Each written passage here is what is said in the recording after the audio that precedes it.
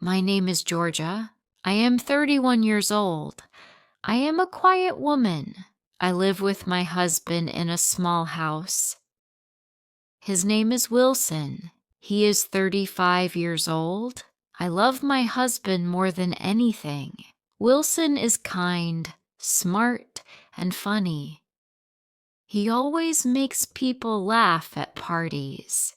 Everyone thinks we are the perfect couple. People admire us.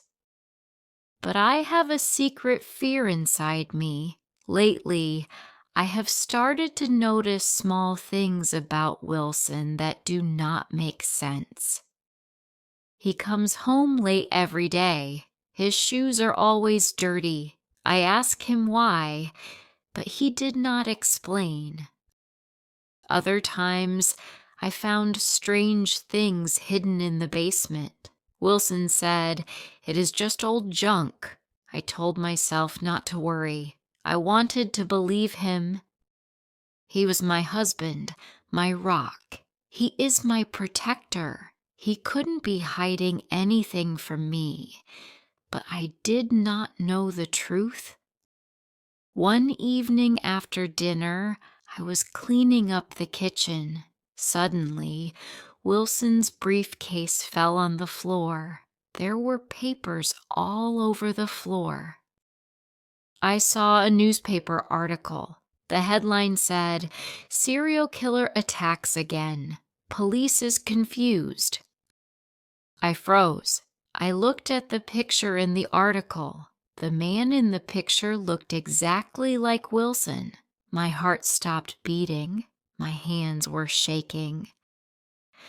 I picked up the article. I read about the murders and how the killer did them.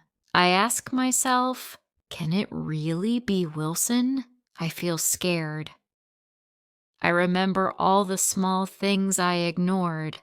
The late nights, the lies, the dirt on his shoes. The man I loved, the man I trusted, could he really be a monster? My mind is full of questions. I cannot believe what I am seeing. I tell myself I am just imagining things, but deep inside I feel afraid. The idea that Wilson could hide something so terrible is too much. I feel like I am losing my mind. I do not know if my life is real anymore. After that night, I cannot stop thinking about the newspaper. I know something is very wrong.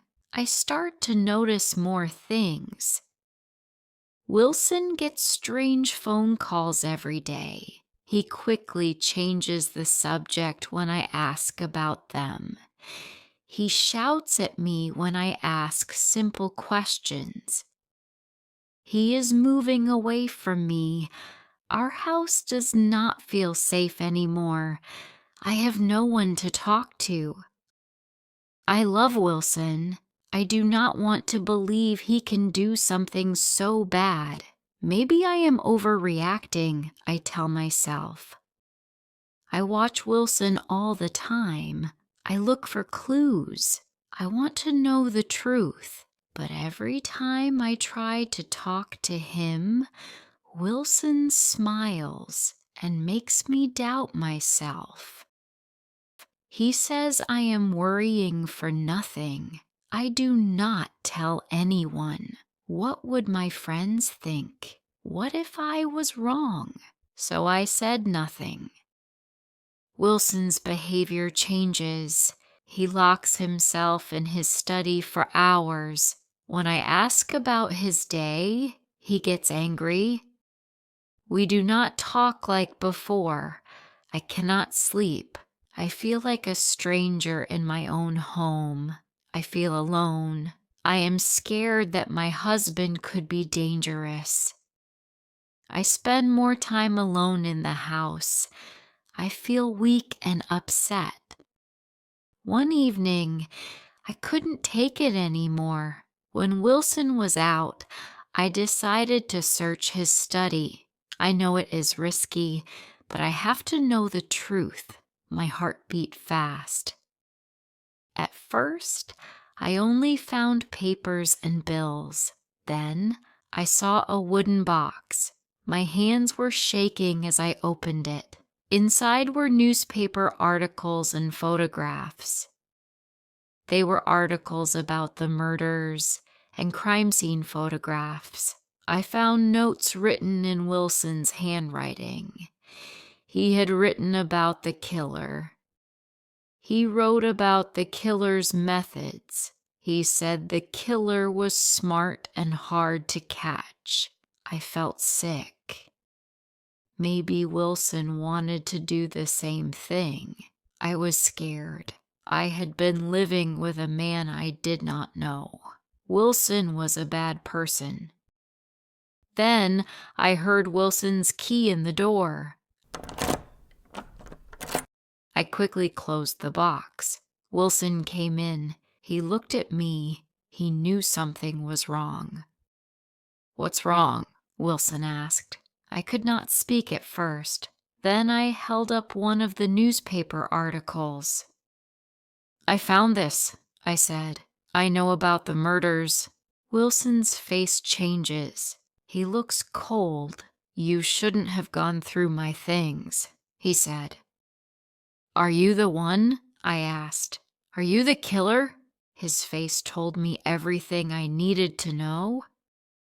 "You don't understand," Wilson finally said. "I had reasons." My eyes were full of tears. "How could you?" I said. I had to make a choice. I picked up my phone and said, "I'm calling the police." "You will not do that," Wilson said. His eyes were angry. But I knew I had no choice. I called the police and said, "My husband, he's involved in the murders. Please, come quickly." Wilson tries to stop me. He tries to grab the phone, but I move away. I gave the police our address and begged them to hurry. "You'll regret this," Wilson said angrily, but I couldn't protect him anymore. I couldn't live in fear. I heard the police sirens. They came and took Wilson away. My tears fell as I watched him go. The man I once loved was gone. I helped the police. I gave them the evidence. I went to court. I saw Wilson in the courtroom. He did not look at me. He was not sorry. He was sent to prison for life. I felt sad, but I knew I did the right thing. I moved away from Elm Street. I started a new life in a new city. I found a job. I made new friends. They helped me through the hard times, but the memories stayed with me. I tried to heal. One day, I went to see Wilson in prison. He was not sorry. His eyes looked cold and empty. I left with tears, but I knew I had done the right thing. Life went on. I learned to trust again. I still had pain, but I was also strong. I was not afraid anymore. I was ready for a new life. Love should not stop us from seeing the truth, even when it is hard. Being brave and doing the right thing can save your life. If you liked this story, please like, comment, share, and subscribe.